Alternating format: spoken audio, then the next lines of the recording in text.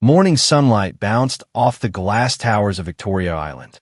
From his 20th floor balcony, Jordan Antonio watched yellow Danfo buses crawl below like busy ants. He inhaled the salty lagoon breeze and smiled. Tonight, he would host the biggest birthday Lagos had seen this season. Every detail arranged to make his fiancée, Freya Owens, feel like royalty. Inside the penthouse, stylists hurried past a temporary ramp that led to the guest bedroom.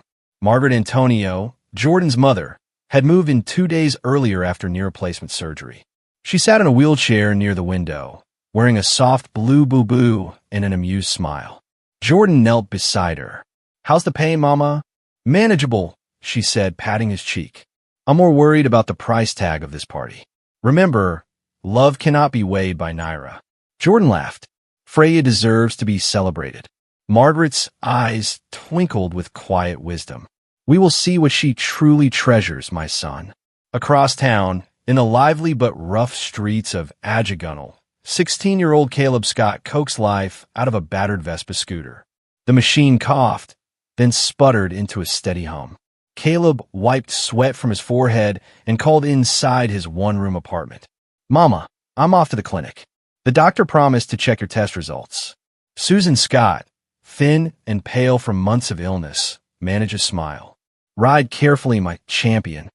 Caleb winked. "I'll be back before the afternoon rain." He tucked a plastic food warmer behind the seat. His side hustle was delivering hot Accra and pap to office blocks. Every extra Naira went into a jar labeled surgery. The jar was still painfully light. At Luxury Lounge Spa, Freya reclined as a nail technician painted gold flecks onto her perfectly shaped tips. She scrolled through photos of designer gowns and yachts.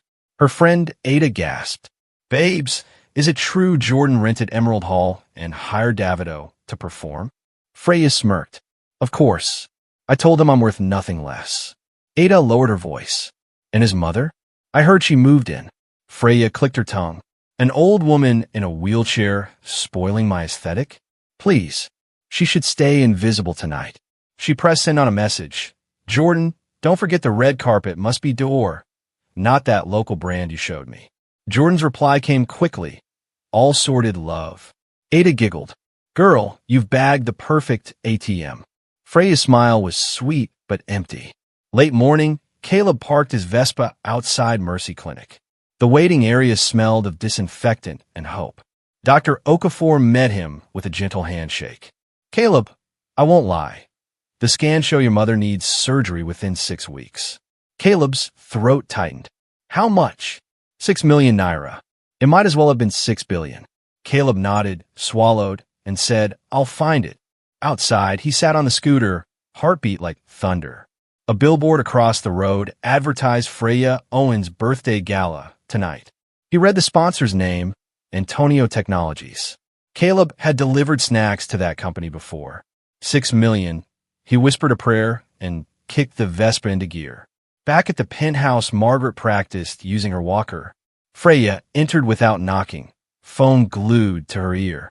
"Yes, tell the decorator I hate artificial flowers. Fresh orchids only," she barked, then noticed Margaret. "Oh, good afternoon." Margaret smiled warmly. "Freya, come sit. Tell me about yourself." Freya perched on a sofa edge, crossed legs gleaming in designer heels. "What's to tell? I like beautiful things. Life is short." Margaret nodded. "Very true. Beautiful hearts last longer than handbags, though." Freya's phone buzzed. "Sorry, I'm busy." She stood and left, perfume lingering like a cold promise. Margaret exhaled. So the mask cracks this easily, she thought. Sunset painted the sky lilac when Emerald Hall blazed to life. Ferraris and G-Wagons lined the entrance, cameras flashed, and influencers shouted hashtags into ring lights. A red carpet, yes, Dior, glided up marble steps to golden doors. Caleb rolled his Vespa to the side gate, helmet hiding his face. He wore a catering company's borrowed uniform. Tonight, he would push trays of canapes inside. One shift equals 25,000 Naira. A drop, but every drop counted. The ballroom glittered. Freya descended a staircase in a dress covered with crystals, arms raised like a queen granting mercy. The crowd cheered. Jordan followed, eyes shining with adoration. On stage, Davido tested his mic. Fireworks of phone flashes burst. Near the service corridor, Margaret sat with a nurse, comfortable yet slightly apart. She observed Freya accept gifts, a diamond bracelet, a limited edition handbag, car keys to a custom Range Rover. Each time Freya squealed louder than before. Jordan presented a tiny box. My final gift tonight. Freya opened it to find an emerald pendant shaped like a small heart. Her smile faltered. Emeralds were not her favorite. It's lovely, she said flatly, before turning to pose for photographers with the larger gifts. Margaret's gentle voice drifted to Jordan later. She didn't even fasten the necklace, my dear. Jordan rubbed his neck. Maybe she'll wear it later. Margaret squeezed his hand. Eyes can be blind when the heart leads them, but ears still hear truth. Meanwhile, in the pantry, Caleb arranged puff puff on silver trays. A senior waiter barked, "Table 7, move." Caleb pushed through velvet curtains and stopped. The room was a universe away from Ajagunal, crystal chandeliers, people dripping money. He set the tray down where Freya and her entourage lounged. Freya frowned at the sight of plain pastries among her macarons. "Remove that poor people snack." Caleb flushed. "Yes, madam." He turned, but Margaret called softly, "Young man, may I have one?" Caleb smiled and offered the warm puff puff. Margaret bit into it. "Delicious." "Thank you." Their eyes met, kindness recognizing kindness. Caleb nodded, returned to the pantry, and felt a strange spark of hope. After midnight, the party thinned. Jordan wheeled Margaret to the lift. Freya caught up, glittering shoes in hand. "Babe, I'm exhausted. Can a nurse handle your mom? We still have after-party drinks at Eco Atlantic." Jordan hesitated. "She's in pain. I'd like to stay." Freya's face hardened, then smoothed into a false smile. "Fine. I'll go with my girls." The lift doors closed on her forced pout. Alone, Jordan sighed. Margaret placed a hand over his. "My son, love listens when comfort calls. Remember that." In Ajagunal, rain hammered zinc roofs as Caleb parked the Vespa. He counted his earnings. Tips bumped the total to $35,000. He tucked it into the surgery jar, whispered, "We'll get there, Mama." Susan coughed from the bed. "Long day." "Yes, but something good happened. A kind woman thanked me just for puff puff. It reminded me that simple things still matter." Susan smiled weakly. "Simple love can break mountains, my son." Outside, far away, Freya toasted champagne under neon lights, bragging how she'd soon control Antonio Technologies. Back in a quiet apartment, Caleb squeezed his mother's hand and dreamt of 6 million naira, a healed smile, and perhaps the gentle eyes of a woman who saw him tonight. Two worlds, one city, the same restless rain, about to weave their stories tighter than any of them could imagine. Morning clouds hung low over Lagos, heavy with the promise of rain. In the penthouse kitchen, Jordan placed a tray of tea beside his mother. "Frey is free today," he said. "She could drive you to Suralere so you can visit Auntie KG. Is that okay, Mama?" Margaret's eyes brightened. "I haven't seen KG in years." "That would be lovely." Freya sashayed in, wearing a silk blouse and oversized sunglasses. "Did someone say road trip?" she chirped. Jordan smiled. "Thank you, love. The driver is servicing the G-Wagon, so it's just you and Alexis." "Of course," Freya purred, kissing his cheek. "Anything for family." Margaret noticed the quick glance Freya gave her watch, but said nothing. A car ride filled with thorns. 20 minutes later, the sleek Lexus rolled out of Victoria Island toward the mainland. Freya tapped the steering wheel impatiently while Margaret sat beside her, hands folded. "Thank you again, my dear," Margaret said. "Jordan has so many meetings. Your help means the world." Freya forced a smile. "No problem." Silence stretched, broken only by horns and the rattling of a pothole. Margaret tried conversation. "KG's daughter just opened a hair salon. Maybe someday you can visit." "Uh-huh," Freya muttered, eyes fixed on her phone mounted on the dash. A message popped up in her influencer group chat. "Ada, VIP lunch at Aurora Restaurant. Only for top creators. Noon sharp. Free champagne tower." Freya grimaced at the time. It was already 11:15. Aurora was across town in Ikoyi, opposite direction from Suralire. Another ping. Host, seats limited. Sparkles come camera ready. Freya's heartbeat quickened. The restaurant's marble rooftop would be swarming with photographers. Missing it meant lost clout and sponsors. She bit her lip, glanced at Margaret, then back at the message. Greed whispered louder than conscience. The cruel decision. They reached a sleepy stretch of road near the third mainland bridge exit. Freya flicked on the hazards and eased to the curb. Margaret frowned. Is something wrong with the car? Freya inhaled sharply, rehearsing a lie. Traffic is crazy up ahead. I just realized I forgot my wallet. She forced a sweet tone. Mama, could you wait here a moment?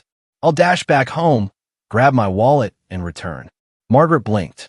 In this spot, there's no shelter. Oh, the sun is still out. Freya unbuckled her seatbelt and stepped out. Before Margaret could protest, Freya unfolded the wheelchair from the trunk, helped the older woman in with surprising speed, and placed her small handbag on her lap. Margaret tried to stand. Freya, at least push me under that awning. But the passenger door slammed. Freya slid behind the steering wheel, forced a grin through the window, and mouthed, back soon. Then she sped off, music blaring. Margaret stared after the shrinking car, disbelief widening her eyes. A distant rumble of thunder rolled across the lagoon. Rain and realization.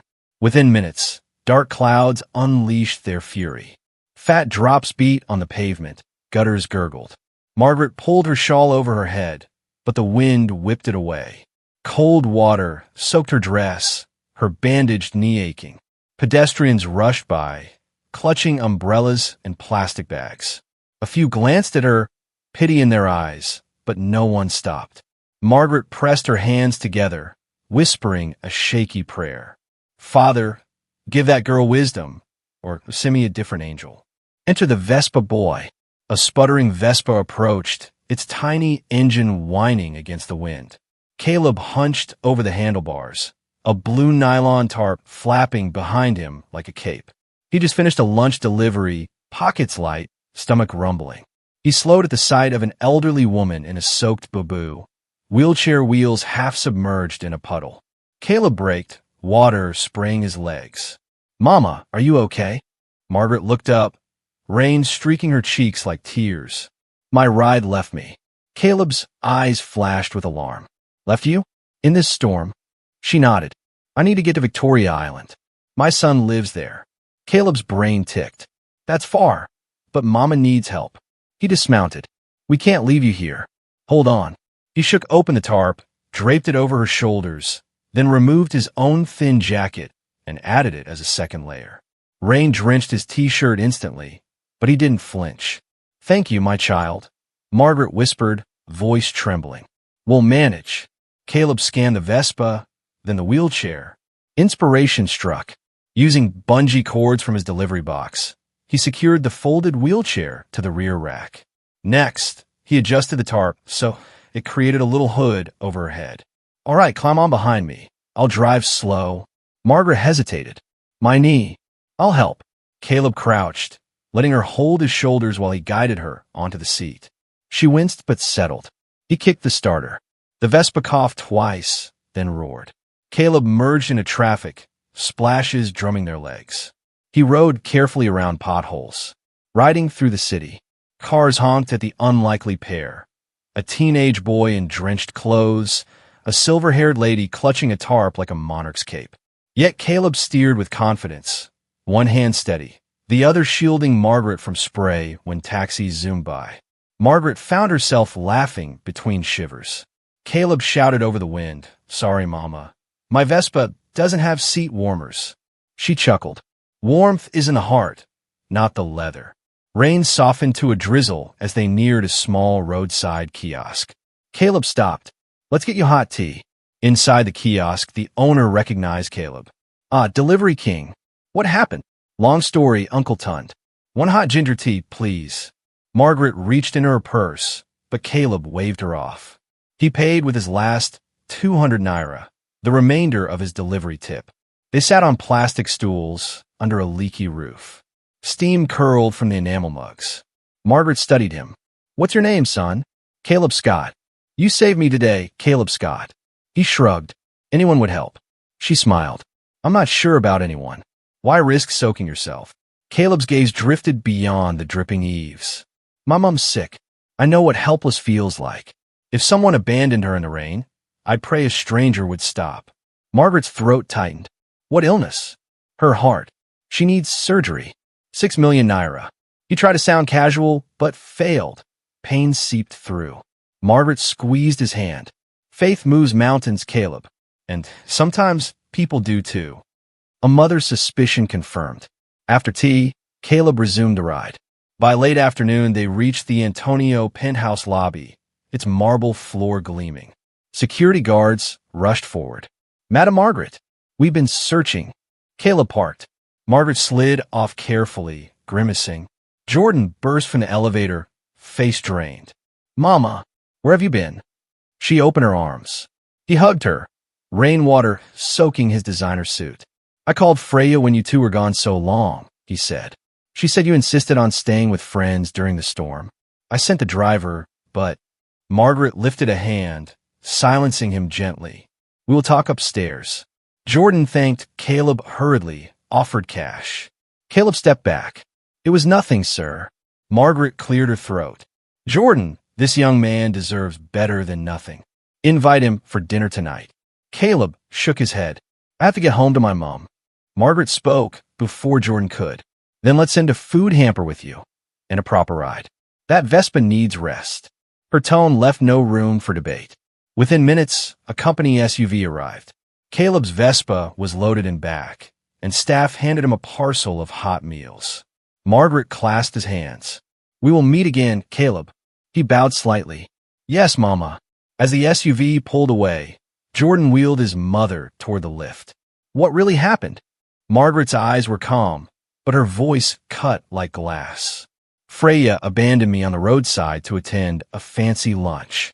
Jordan stopped pushing. That impossible. She left me under open sky, Jordan. And Caleb, the boy from the street, displayed more love than she has ever shown.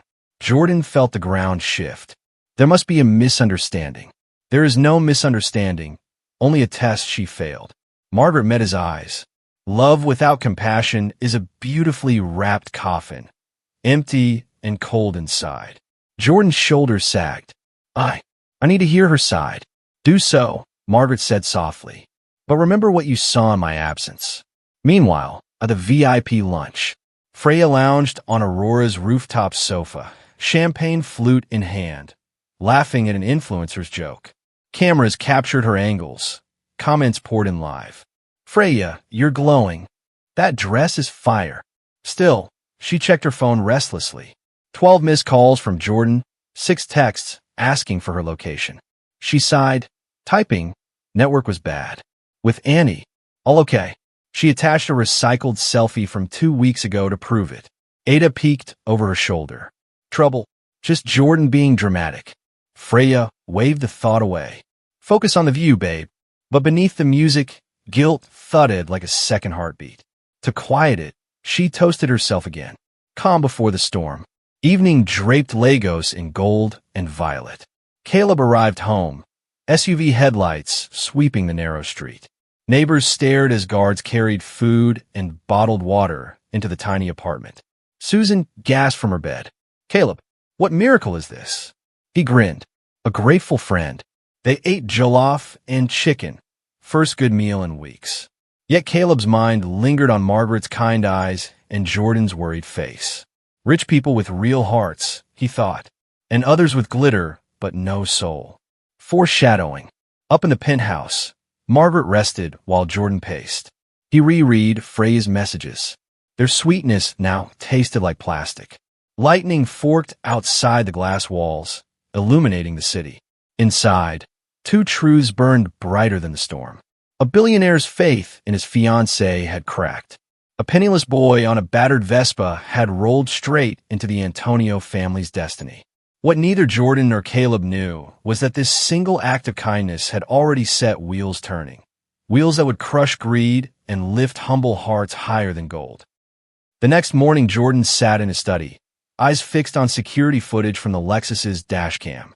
The clip showed Freya wheeling Margaret to the curb, slamming the door, and speeding away.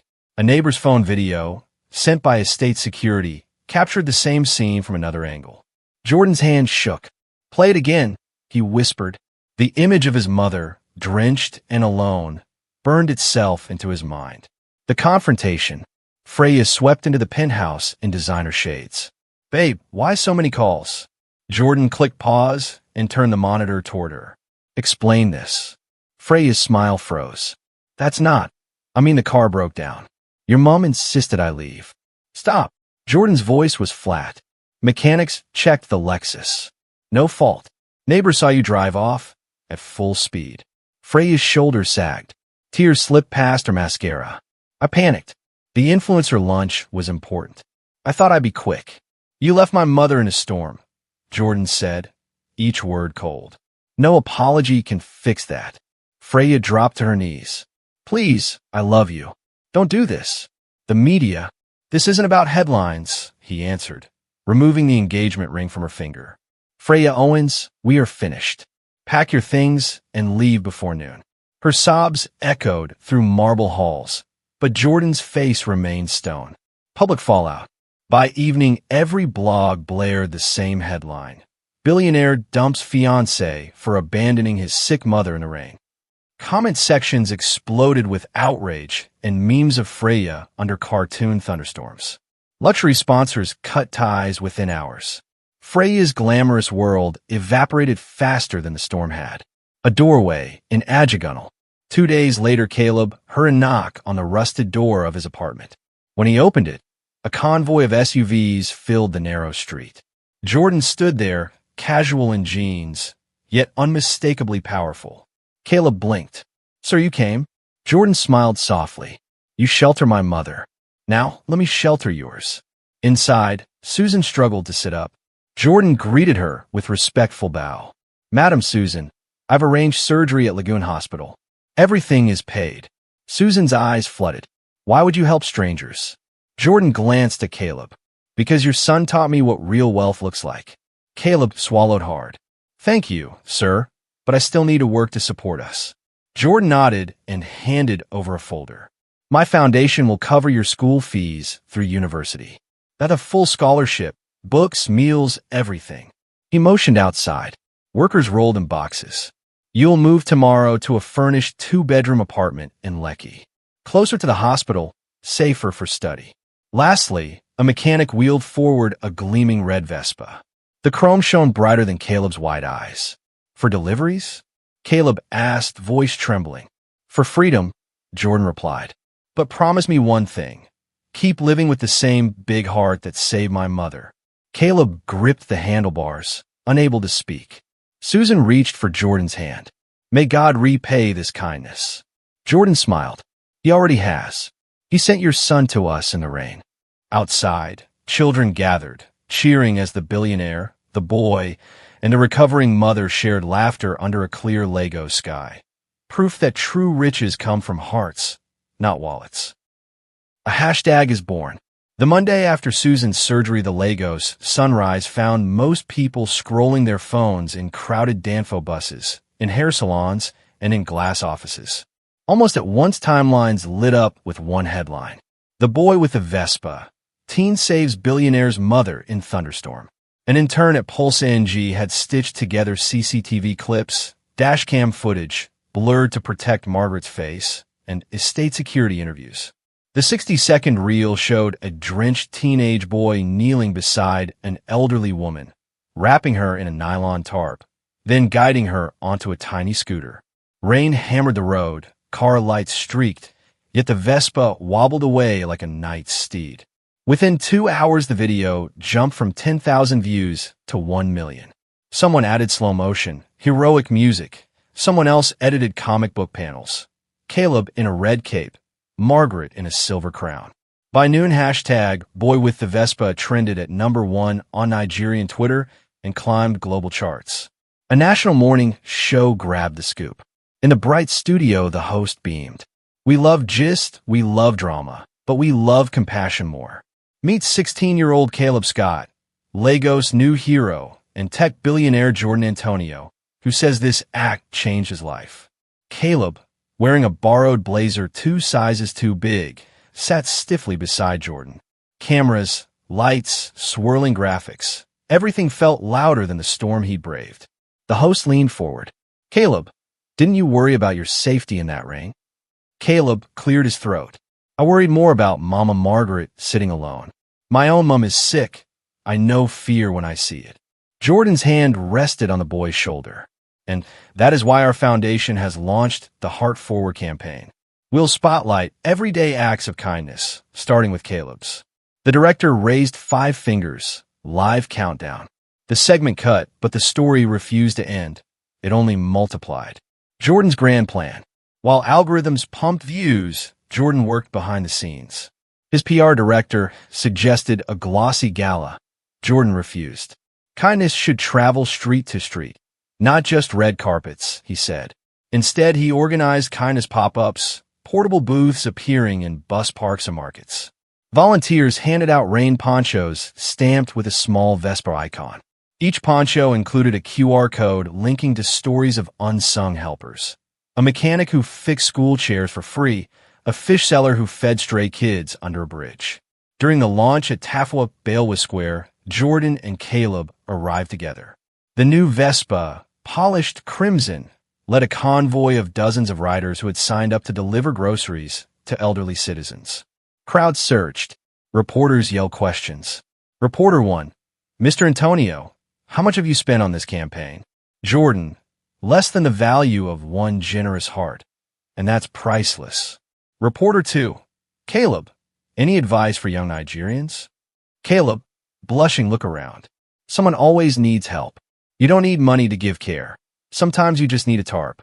Margaret watched from a shaded platform, legs still in a light brace. She wiped her eyes each time strangers thanked Caleb. Leaning toward him, she whispered, "You have more heart than 1,000 rich men, and that richness glows brighter than gold." Caleb's smile quivered. He hugged her lightly, mindful of her surgical knee. That night, drones spelled Heart Forward above Lagos Lagoon, their lights reflecting on the water like floating fireflies. Freya's fall. Across town, in a cramped Airbnb studio she could barely afford, Freya Owen scrolled through the same stories. Her manicured finger, now devoid of engagement ring, paused on meme after meme, portraying her as the villain who dumped an old woman. One GIF showed a luxury SUV speeding off. License plate reading loyalty? No. Freya hurled the phone on the mattress, but retrieved it instantly. Online attention, negative or not, was her oxygen. She typed a statement. "I deeply regret my error in judgment." The first replies were savage. At Niger Truth, "Error? You're wicked, sis."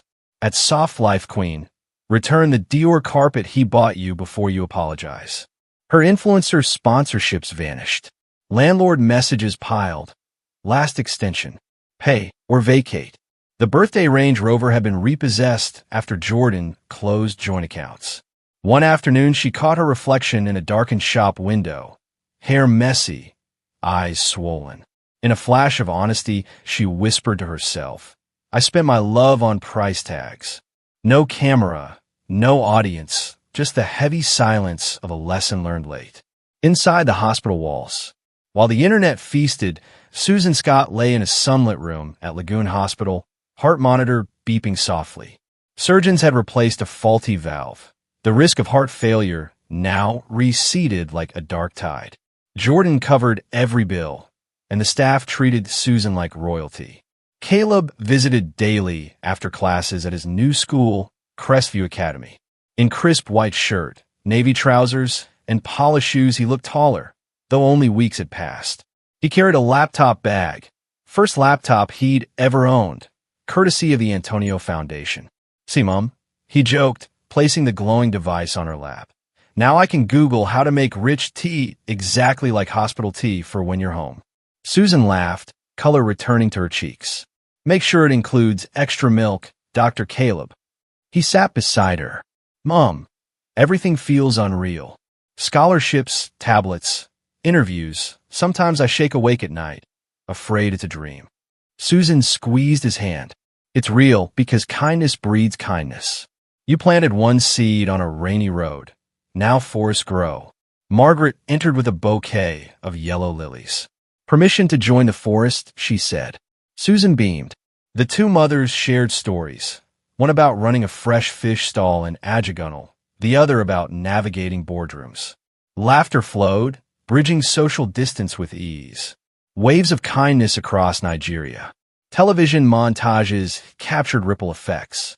In Kano, a group of teenagers cleaned public boreholes and painted a Vespa logo on each tap. In Port Harcourt, oil rig workers pooled bonuses to rebuild a flooded school, hashtagging #HeartForward. In Enugu, a hairdresser offered free braids to widows every Friday. The Antonio Foundation's website tracked these acts on an interactive map. Each news story lit a tiny heart icon. Within a month, Nigeria glowed like a constellation. International outlets picked up the phenomenon. CNN Africa ran a segment, from viral meme to social movement. Caleb, still shy, appeared via Zoom.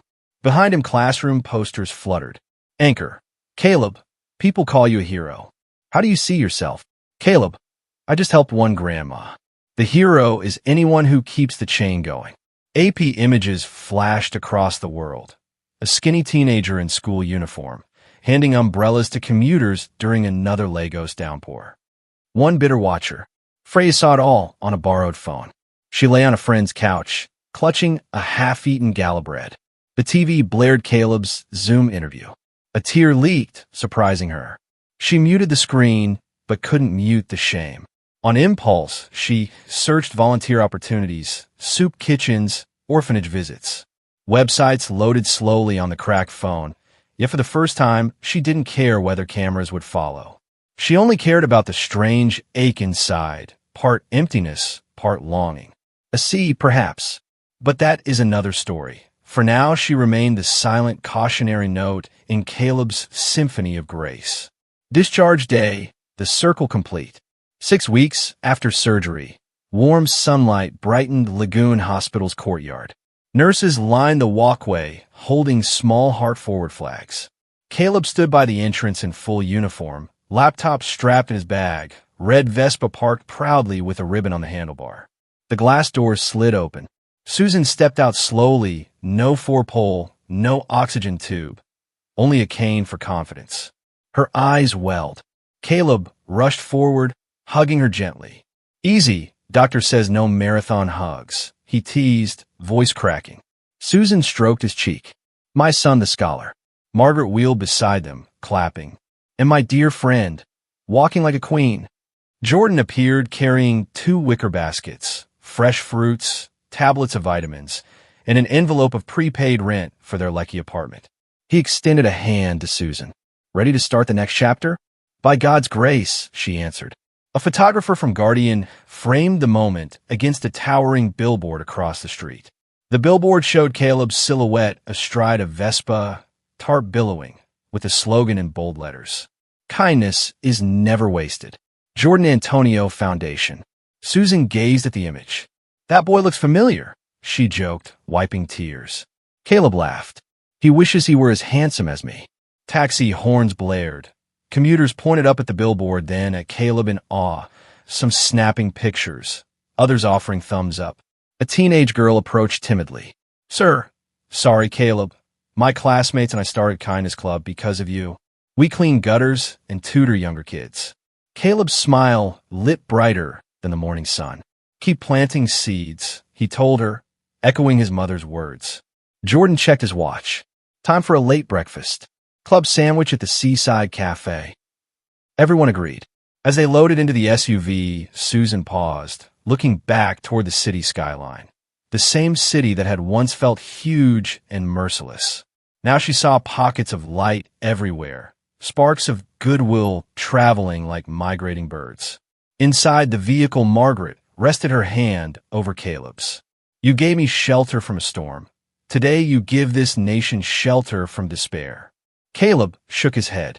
We all did it together. Margaret gently insisted, but you lit the first match. Epilogue: a quiet evening.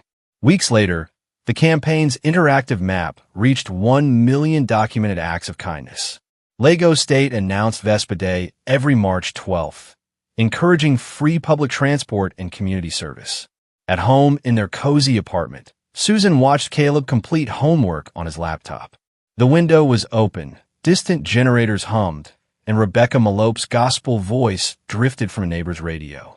Susan whispered, "You know, when you were little you kept asking if small things matter."